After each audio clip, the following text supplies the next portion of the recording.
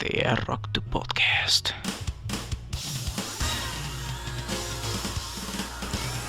¿Un videojuego con la fama de jugarse con una mano realmente puede tener un potencial narrativo? ¿Realmente ofrece algo a nivel jugable? ¿Un producto nuevo tiene que vivir de la sexualización o puede dejarlo de lado para ser uno de verdad? Y lo que nos lleva al video de hoy, ¿los fanáticos de dicho título lo permitirían? Yo soy Einar Santana y esta es mi opinión sobre Dead or Alive. Este es un caso más que interesante. Desde que lo redescubrimos el año pasado, Dead or Alive ha dado de qué hablar a mí y a Andrea Reyes, quienes notamos más de un detalle que nos hizo indagar en su desarrollo, descubriendo una intrigante historia sobre la diferencia de culturas, prioridades de mercado, el siempre interesante mundo del desarrollo de videojuegos y sobre todo, el peso de la sexualización en el entretenimiento. Sin más, comencemos. Si no lo conoces, Dead or Alive es un título de peleas en 3 dimensiones cuyo principal atractivo era no la sexualización, sino su mecánica de movimientos basado en el piedra, papel o tijera, donde el golpe, agarre y contraataque puede bloquear a otro en específico, logrando un balance y giro constante y satisfactorio. Sin embargo, la compañía decidiría enfocar el estilo visual del título hacia la sexualización, en una estrategia comercial que intentaba hacerlo llamativo sí o sí, cosa que lograron. Algo que escalaría con la llegada de Dead or Alive 5 Last Round Core Fighters, lanzado para distintas consolas de la segunda década de los 2000, el cual se encontraba en la tienda virtual de forma gratuita, con 6 modalidades disponibles y solo 4 personajes elegibles, dirigiendo sus ganancias al contenido descargable y de pago, que entre otras cosas incluían el resto de personajes y distintas skins, con el estilo característico del título. Algo que además de alimentar su fanbase con personas un tanto dañadas, encerrarían a Dead or Alive en una expectativa de ese ramo, a la cual se integrarían personajes de Virtual Fighters y hasta la misma Mai Shiranui de King of Fighters, obviando que quienes estaban allí lo estaban por las peleadoras, aunque no por buenas razones. Algo obviado en el lanzamiento de su 6ª entrega, donde Team Ninja decidiría emplear una jugabilidad más pulida y competitiva para poder codearse con los grandes del ámbito, dejando de lado casi por completo la sexualización de sus personajes. Desafortunadamente, esto motivaría distintas críticas y quejas de sus fanáticos, que dejarían al título sin actualizaciones solo un año después de su lanzamiento, usando argumentos como el siguiente, extraído del canal de Mr. Lordy Kira. El tráiler tenía un tono mucho más serio, enfocándose en la acción de los combates y en las nuevas mecánicas, y no tanto en las poses de victoria o las presentaciones de las peleadoras. Y si te lo preguntabas, sí, en este juego también hay peleadores, aunque para este público suelen pasar desapercibidos.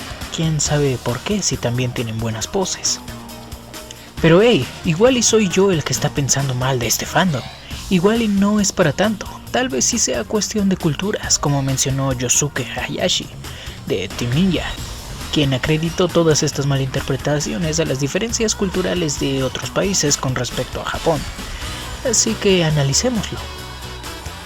Enfocándose en la acción de los combates y en las nuevas mecánicas. Pero cuando el Evo de ese año 2018 llegó, el tráiler de Dead or Alive 6 confirmaría los temores de todos sus fanáticos, ya que harían algo impensable: mostrar un tráiler en el mayor escenario de todos, con solo personajes masculinos.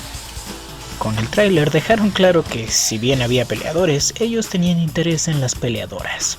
Dead or Alive 6 estaba cambiando la dirección de la franquicia ante los ojos de todos sus fanáticos, haciendo a un lado todo su fanservice con la esperanza de llamar la atención de toda la comunidad de los juegos de peleas, algo que por supuesto que no tenía nada de malo, pero aún así los jugadores lo veían como algo hipócrita y deshonesto, ya que solo un par de años atrás el estudio no tenía ningún problema con vender cientos de dólares en contenido descargable repleto de fanservice a todos sus jugadores. Con la expectativa que el título había formado, dejaban ver que no solo las querían ver a ellas, sino que las querían ver de formas específicas.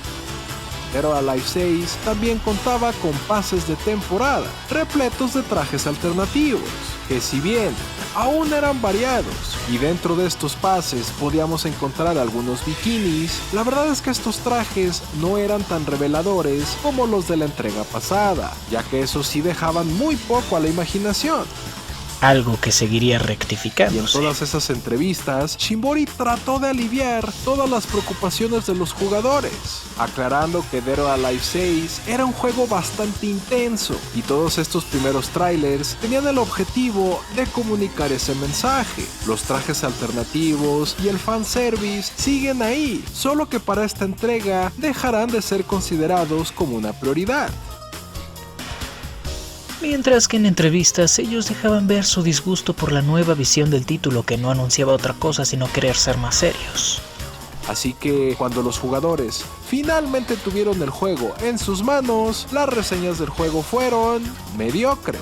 Y era muy fácil entender el porqué. Una parte considerable de los personajes femeninos habían recibido un nuevo traje predeterminado que cubría más a las peleadoras. Aunque era verdad que todos los trajes predeterminados de entregas anteriores aún se encontraban disponibles, el método para desbloquearlos era bastante tedioso y para cada variante de color de ese mismo traje, el proceso era el mismo, mientras que los trajes alternativos más conservadores eran mucho más fáciles de desbloquear.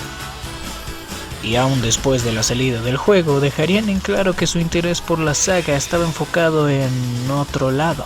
Pero por desgracia estos combates están atrapados en un juego sin mucho contenido ni con un buen código de red como para que realmente valiera la pena jugarlo por periodos prolongados de tiempo. Si realmente quieres alejarte del fanservice y hacerte un lugar ante la competencia, será necesario que te esfuerces un poco más.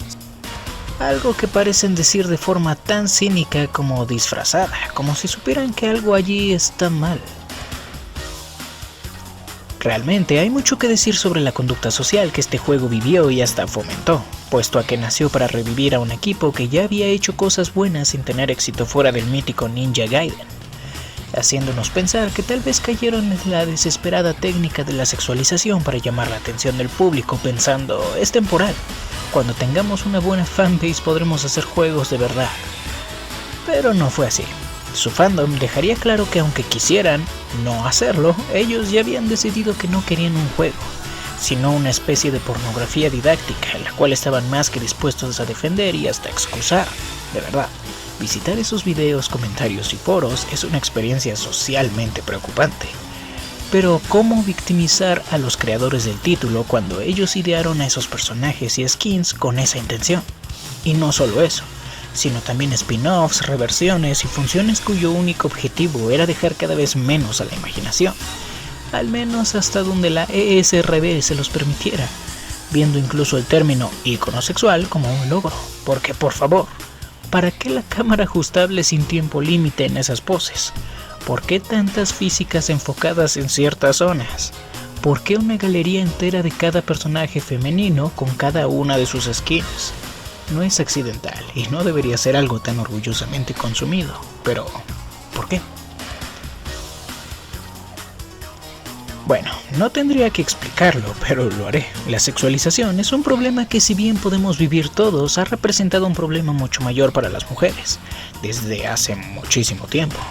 Pues ellas, además de desarrollar inseguridades gracias al estigma de lo generalmente aceptado, muy usualmente, pueden perder o hasta ganar oportunidades de todo tipo solo por su imagen, algo que evidentemente daña su personalidad y sentimientos de formas casi inhumanas.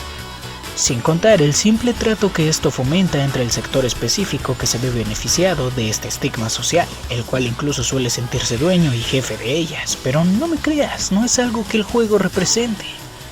¿O sí? Cuando juegas Dead or Alive por primera vez es penoso. Sí, descubres que el mando, a pesar de ser un poco tieso, desemboca en un simple y satisfactorio estilo de pelea, hasta que empiezas a notar las 15 cosas sexualizadas que hay en pantalla y dices, hey, creo que no lo estoy imaginando ni soy yo el enfermo, está hecho así a propósito, ¿verdad? Y donde muchos decimos, vaya, qué desperdicio, ¿no voy a apoyar esto? Otros dicen, qué rico, voy a invertir en más skins para ver con cuál le botan más chido. Y no haría falta hacer un video entero sobre por qué eso está mal. Pero una vez que te topas con el caso de Dead or Alive, te enteras de cuán grande es el problema de la sexualización en el entretenimiento, puesto a que el público que decidió invertir con esa intención esperaba seguir haciéndolo con todos los títulos, viéndolo como para eso son, haciendo que este no pudiera crecer ni competir entre los más grandes. ¿Te suena familiar? Pues debería. Pues eso es lo que viven muchas mujeres a través del globo, especialmente en países como el mío, donde se les educa y encierra en un así debes de ser, que no deja crecer a muchas y que incluso les hace pensar que desearlo está mal. Sí, eso ha estado cambiando, y el hecho de que esta saga no haya salido de Japón en ya casi una década puede hablar bien de ello. Sin embargo, una década no es mucho para dicho cambio. Uno, que es necesario para este tipo de mercado, no solo por el tipo de pensamiento que fomenta, sino por el tipo de personas que crea. Pues si bien a veces pensamos que no es para tanto, el caso de Dead or Alive nos enseña que como este hay muchos títulos, y por ende hay muchas personas que no solo no están dispuestas a dejar ir esa fórmula, adjudicándolas como su esencia, sino que están trabajando y gastando en ello, provocando que este mercado siga en pie y moviéndose cada vez más. Y aunque nosotros que estamos alejados de ese círculo no lo vemos, este tipo de casos nos deja ver que existe y que puede ser más grave de lo que pensamos. Por ello debemos ser puritanos extremistas, estar totalmente cerrados a la exploración sexual y cómo lo reflejamos en nuestro día a día. Bueno, ese es tema para otro video. Así que esto fue todo por esta ocasión. No olvides dar me gusta, comentar y suscribirte. En la descripción encontrarás nuestras diferentes redes sociales. Y no olvides, esta es solo mi opinión y te invito a darme la tuya en la parte de los comentarios.